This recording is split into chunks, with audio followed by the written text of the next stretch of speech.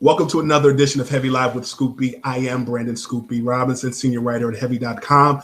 It's always a pleasure when you got owners in the building. No different here as we have Dallas Mavericks owner Mark Cuban. What's going on, sir? What up, big dog? Thanks for having me on. And it's been a minute. What, since like the 2019 Jordan party in Charlotte? Yeah, I don't remember much, but yeah. That was a fun night. Yeah, anytime you get me anywhere near Michael, it's a problem. You know, it's interesting you bring that up, Mark, because you haven't played against, or your team haven't played against LeBron and the Heat in 2011. And you guys played against the Heat prior to that. But just taking a poll with some of my friends, their burning question for you was simply, if you had to start a franchise today, you have a Michael Jordan hoodie on, would you start your franchise with Michael or LeBron in their prime? Which one? Depends who else I could pick up, right? So if it's an expansion draft, I think LeBron makes everybody on the team better, right? So he's a good starting point. But if I got a good squad that I can put together, I want Michael as my closer, right? Because I think, not that LeBron's not a good closer, but Michael's the best, right? So when that game's on the line, I'd rather have MJ at this point. Yeah, I think when you look at Last Dance, a lot of younger guys, some guys even on your team didn't get to see Michael play on the Wizards, let alone the Bulls. Yep. What is something about you that you learned about Michael that you didn't know from watching The Last Dance? The way he treated people just in the bowels of the arena, you know, the security guards and everything, and how he got to be close to them. The fact that he put up with more shit than I would have, you know, just I was surprised about, like, guys just taking off. That stuff with social media these days, that would not work the same way, right? Just the pressure would be completely different. Back then, you just had to deal with the local newspapers and, you know, maybe a little bit of ESPN, but ESPN really wasn't much of a thing then either, relatively speaking. And so, you know, I was just surprised how guys would take off, right? You know, that would not fly because there'd be pictures everywhere. Well, that's real. Mark, last time we talked on record on the show, it was 4 years ago on CBS, and this was pre-election. And we discussed now sitting Duck President Donald Trump and Hillary Clinton at the time. President-elect Biden is coming in, and I have to play. My mother doesn't like the phrase devil's advocate, so she likes angel's advocate. She makes angel's food cake. She doesn't make devil's food cake. I like that. I can steal that from your mom. I like that. Tell her thanks. Yes, sir. So when you look at the presidential election and say 2024 comes around, everybody talks about Biden, COVID, and more. I throw a softball question your way. Okay. What do you expect to happen COVID-wise in the next 6 months to a year? I think people will become more and more confident in the vaccine, that they'll realize it's safe and effective. And as more people get it, that confidence in society and the stress levels we have right now will decrease. And when that happens, we won't immediately be back to normal, but we'll see a path to normal. And I think that'll help everybody. Because right now, everybody's got such stress and anxiety, right? COVID stress and fatigue, that we're afraid to do anything. And as people get the vaccine and we see healthcare workers first get it, they're going into the hospitals and they're not catching anything, right? Because they got the vaccine. We'll start to feel better and better and better. And then when our turn comes to get it, I think we'll be ready to take it. And that'll be a great thing. I read an interview that you did with Chris Sheridan at the Daily News last year. I just got off the phone with him not too long ago. He sends his regards. Tell Chris what's up. Yes, sir. That being said, one of the things that I found interesting last year when he spoke to you was you were non-committal on potentially running in 2024 for the president of the United States. I guess at that point it would be 2020, 2024. Say hypothetically, using the angel's advocate phrasing, things go south. I know that you did vote for President-elect Biden. Say things do go south. Ross Perot was the last viable independent that was out there. Would you put an iron in the fire in that case and run in the presidential election in 2024? Based on everything I know right now, no. But, I mean, like you said, if things go south, it depends on how they go south and how far south and whether or not I thought I would be the right person. You know, I wouldn't do it just to do it. I would only do it if I thought I was the right person. And there's a whole, we've got time, so there's a whole lot of other qualified people out there too. Like you, Scoop. What about you? Would you run? I'm not old enough. Oh, there you go. See, I wish I had that. I'm not old enough. You have to be what, 40 what? 45. I'm 10 years younger than that. Damn, I'm jealous. Nah, man, I think being the president of the United States is an honor. It is a civic duty. But I do think, to ping pong it back to you, President Trump in office is a reality star. Not to make you mad, but technically so are you. Right. Is being a reality star, has it become less of a prerequisite because President Trump? I hope it's less of a prerequisite. But let me just add to that. Shark Tank, Friday nights on ABC at 8 p.m. Eastern, 7 p.m. Central. It's still a great show. Unlike the but yeah, I mean, I hope it's not about who's the most famous or, who has the most name recognition. I really hope it's about what you can bring to the table and do for the American people. And I hope it's not about Republican versus Democrat. I really hope there's an independent that comes along and says, you know what? We're tired of both parties and how they act. Let's do it a little different and make the American people first. And I think it's interesting you bring that up, Mark, because in the article, when you discussed, potential stakes in the presidential election, you spoke with Chris Sheridan specifically about ownership. I come from a family background of ownership. My family ran and operated two shoe businesses in Harlem on 125th Street. And I know ownership is the way. That being said, the thing that you discussed specifically with Sheridan about was offering people ownership, not just hope of Democrat and Democrat and Republican. How do you change that perception of just two-party systems? Well, two different things there. One, in terms of any owner of a business, like you and your family have been, and you with your podcast, right? I'm a big believer that you offer equity to your employees, because the only way to reduce income inequality is to have appreciable assets, things that can have value while you're sleeping. And so I think that first and foremost is most important. In terms of getting away from Republicans or Democrats, it's just going to take somebody who stands up and says, you know what, look where the parties have got us. Does anybody feel good about either party right now? And by the way, why are we so caught up on, being part of a party? Why aren't we Americans? And why don't we do things for the American people? There's no one way. There's no one Democratic way to do it. There's no one Republican way to do it. There's problems that we have to solve, and we have to address them as Americans. And that doesn't happen with the partisanship we have right now. Mark, you mentioned Shark Tank. Curious. You mean Shark Tank Friday night on ABC? Yeah, I think I heard that a couple times. Yeah, Eastern, 7 p.m. Central. That's Shark Tank? Yeah, all that. Best guest that you've ever had on the show? Oh, there's so many. Honestly, there's no one best, Scoopy, because you get all these folks that come on there, the whole life is on the line.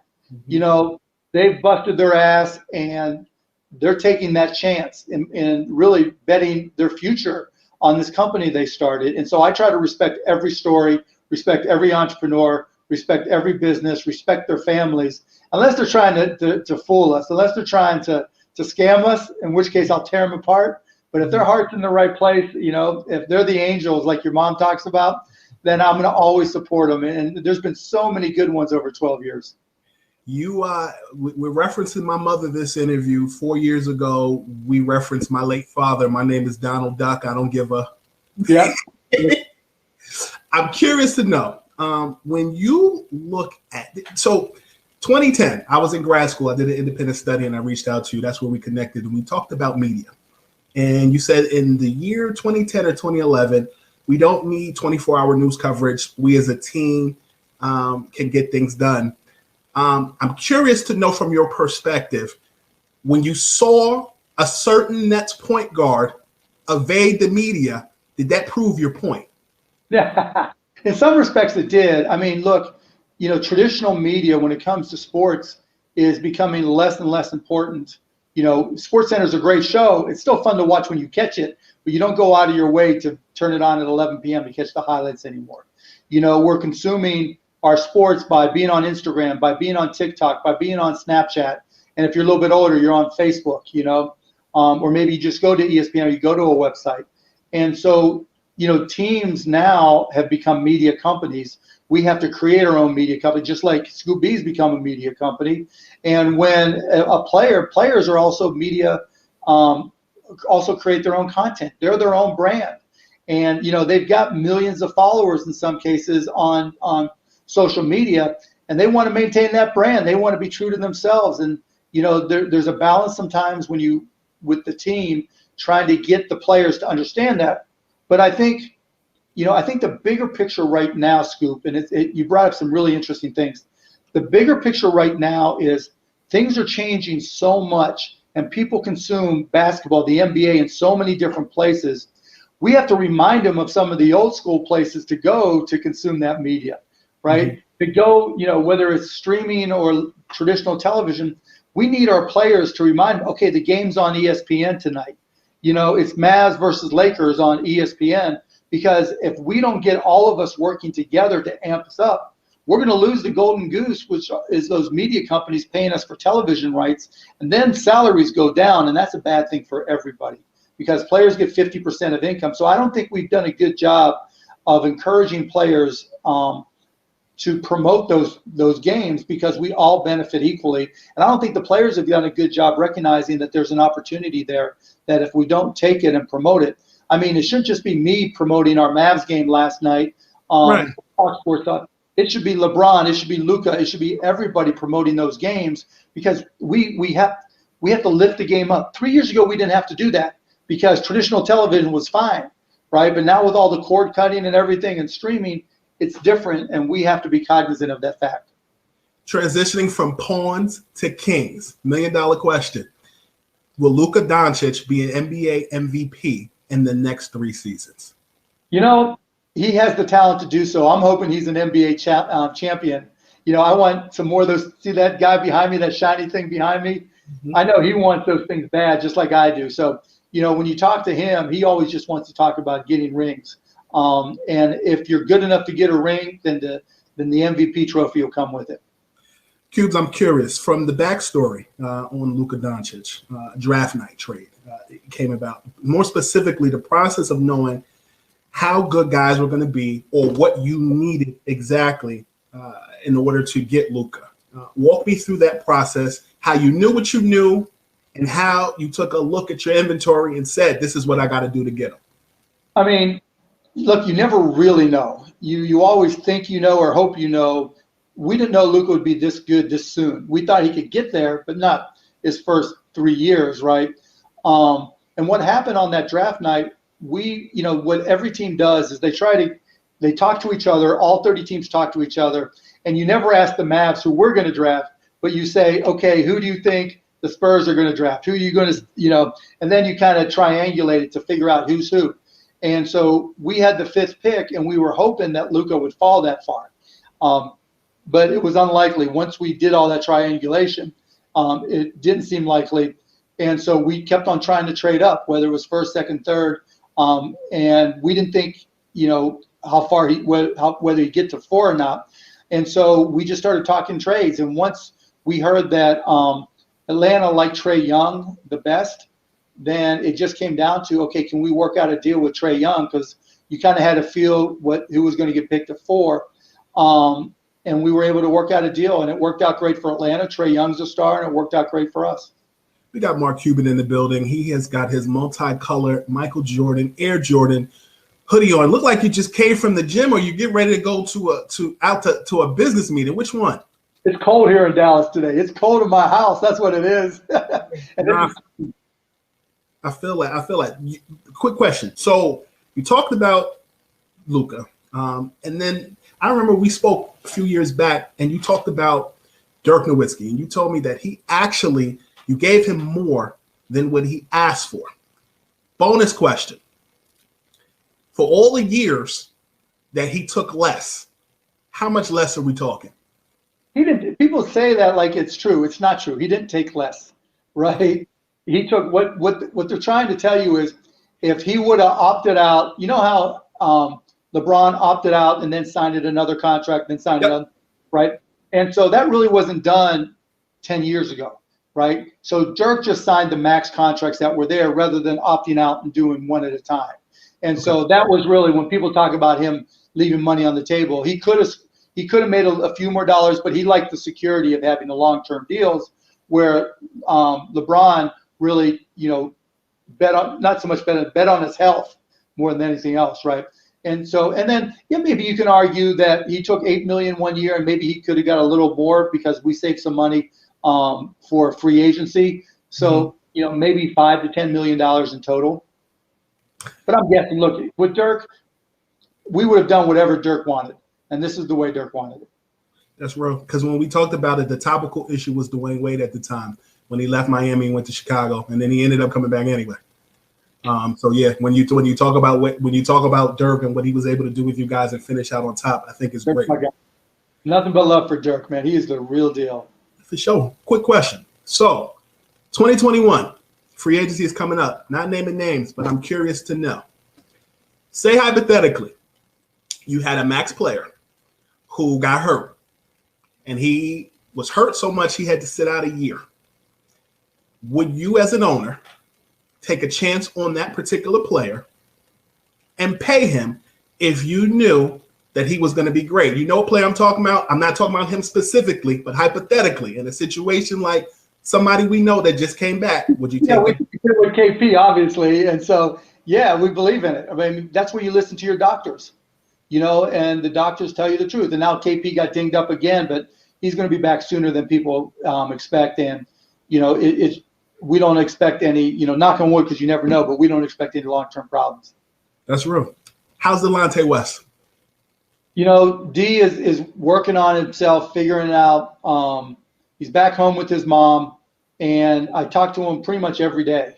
And so we got him set up, and he's right now, when I talked to him day before yesterday, he was working on getting his kids up to his mom's house so they could all spend Christmas together.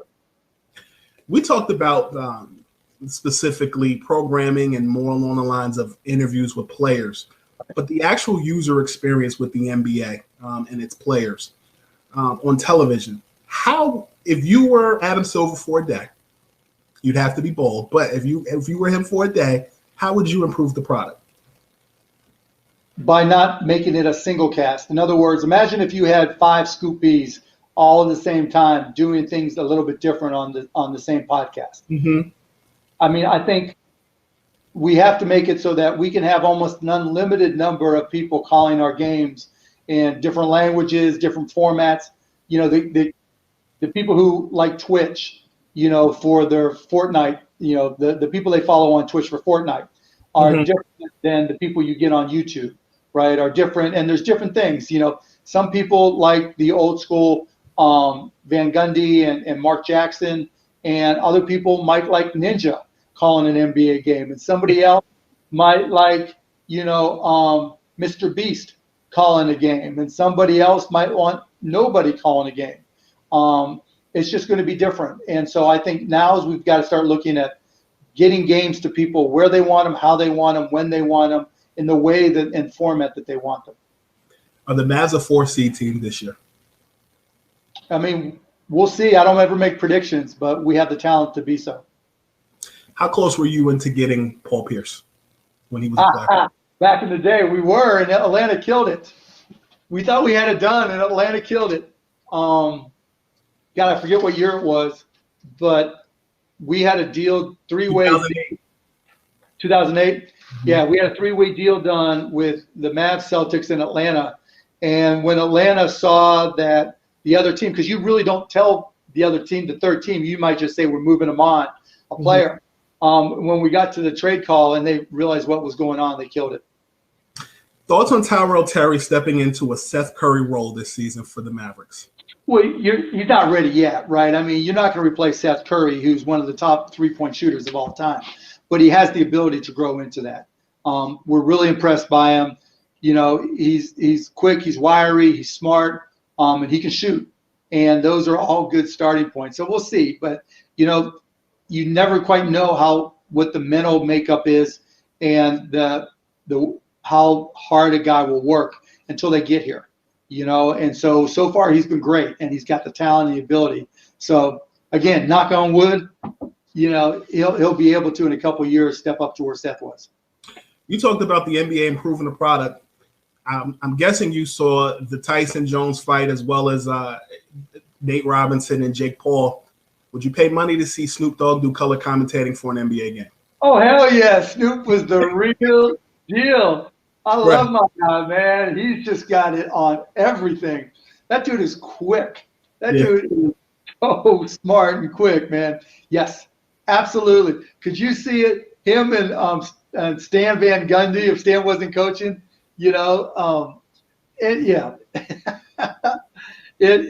Snoop is – I love Snoop. Mark Jackson is not coaching in the NBA. Would you like to see him be a head coach in the NBA again? Yeah, I mean, Mark is obviously very talented, and he was very successful turning the Warriors around. I don't know why he doesn't have a job, but there's a lot of things I don't know about the NBA. When I look at you, I was in high school when I saw you running on the court, yelling at refs, cursing at Kenyon Martin back and forth. Over the years, you're still cool, but you're not really track meeting on the court anymore. Oh yeah, I am. People are used to it. It's not against the rules anymore. Where have you dialed back though?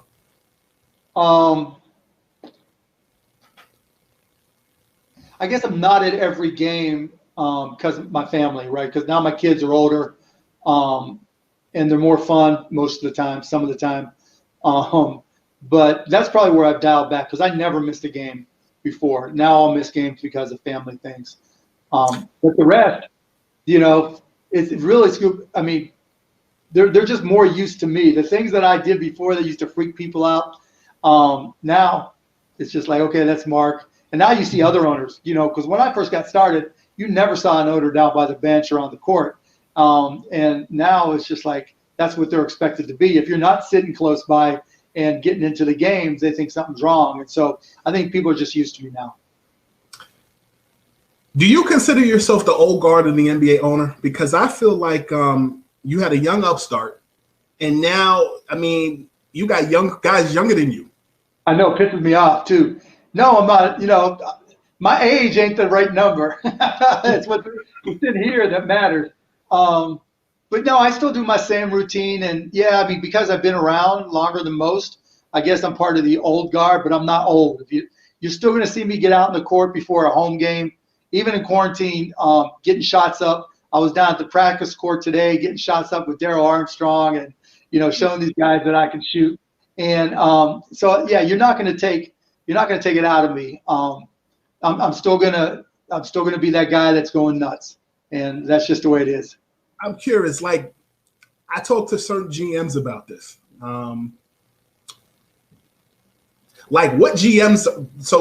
There's a statement and then there's a question. I look at GMs, and there's certain GMs you can see how they could kind of be cool and hang out.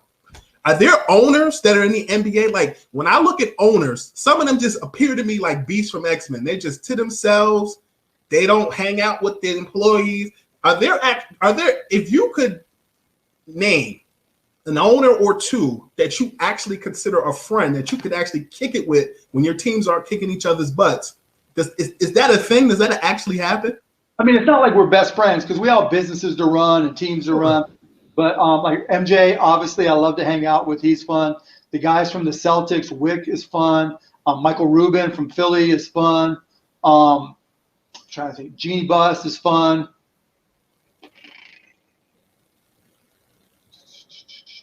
I'm trying to go through all the Aaronsons. Mickey can be fun from time to time. He doesn't always. I've been out there with Mickey dancing.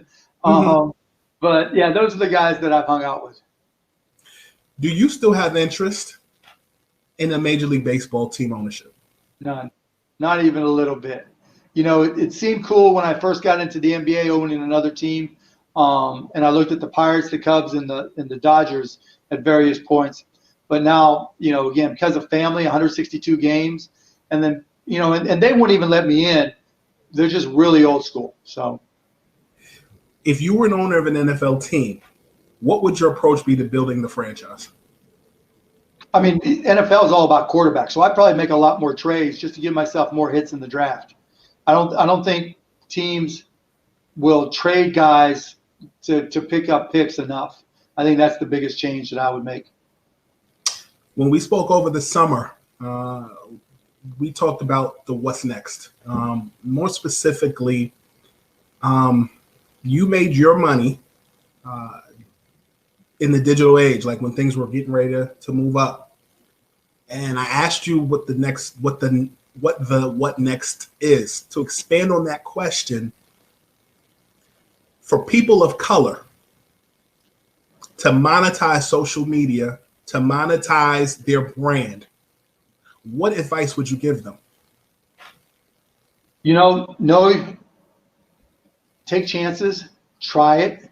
One of the things I learned when I was first getting started, when you got nothing to lose, and that's the time to try something. It wasn't like I could get more credit cards cut up. It wasn't like more bill collectors could call me. I just had to go for it, right? And it meant getting a job at night and starting a business during the day. And I think particularly in urban communities, there are opportunities to start businesses to sell to the community. There's so many people that come in from the outside, or people or things that are left undone. And they're just really unique opportunities that, there's no better time than to try it. And I think it's unfortunate because, in some of the inner city schools, they don't have great business training or great understanding of finance or marketing or math. And, if somebody can to find a way to learn that stuff, the opportunities are there to start up companies where you don't need a lot of money. You can just start with sweat equity, your effort, and go from there. What do you think the NBA will do if this season doesn't work out? Adapt, be agile. It is what it is. I mean, if God help us if things get worse and we get guys sick in a bad way, we'll figure out, we'll decide what we need to do. The good news is, at least in our first, road trip to Milwaukee, guys really understood the protocol and they knew the drill and they knew what was at stake even, and that's most important. And so they weren't running to get out. And I think they saw what happened with the NFL and the Broncos not having a quarterback, and realized that they've really got to be careful. Steve Nash is in a new position. You know him well. Will it be weird to see him on a bench next to Mike D'Antoni and Amari Stoudemire when you guys play the Mavericks at some point this season? Yeah, it'll be fun. I love Steve, right? And he'll be a great coach. He's a player's coach. He's smart. He understands the game. He's respected. I mean, he's got all the pieces, and he's got D'Antoni to help him with in-game adjustments. And so, there's a lot to be said. And, having Kyrie and Spencer and KD and, DJ, there's a lot of talent there too. So that obviously helps. Best piece of advice that you've ever gotten from a fellow NBA owner? Jerry Buss, that I'm paraphrasing, they're going to fuck with you, fuck them. And he didn't use those exact words, but he told me the story about when he offered Magic Johnson $1 million a year for 25 years and how all the other owners hated him. And he said, pay attention to how little most of the owners speak during meetings, talk behind your back. And so he was really supportive and really helpful. He was great. I loved her. He was a good man. No, that's God rest his soul. He was a good man. When you look at college, specifically COVID-wise and more, do you think less and less people will look, not from a sports perspective, but from a everyday working man or woman perspective? Do you think that people are going to look at that differently and that it's not needed, or do you still think it's a valuable thing? Oh, I think it's incredibly valuable. I think what'll change is instead of going to school for the name, you go to the school that you can afford. There's not a whole lot of difference taking, sociology or freshman English at a community college or at Harvard. Maybe they drive better cars at Harvard, but if it were me coming out of school, I'll take that class in the community college all day long.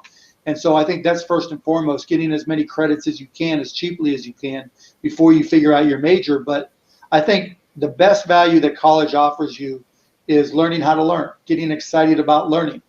Like I have to explain to my kids who are 11, 14, and 17, and, like every kid in middle school and high school, why do I need to learn this? When am I ever going to learn, need to use this?